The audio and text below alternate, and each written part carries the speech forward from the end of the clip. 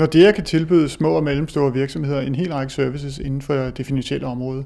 Det drejer sig om rådgivning, det drejer sig om finansiering, det drejer sig om planlægning. Og på den måde håber vi, at vi kan være med til at udvikle små og mellemstore virksomheder og realisere deres forretningsplaner.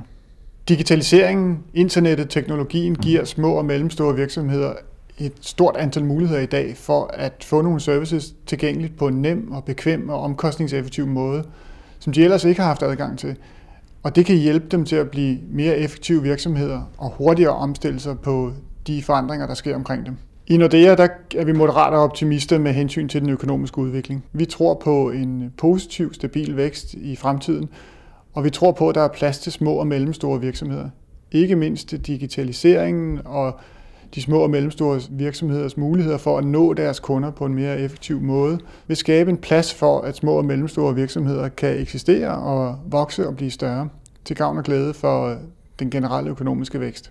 Update Danmark er en fin mulighed for små og mellemstore virksomheder til at indgå i nye sammenhænge, til at danne netværk med andre virksomheder, til at afsøge mulige leverandører og til at måske endda finde nye kunder. Det har vi lyst til at være med til. Vi synes, det er spændende.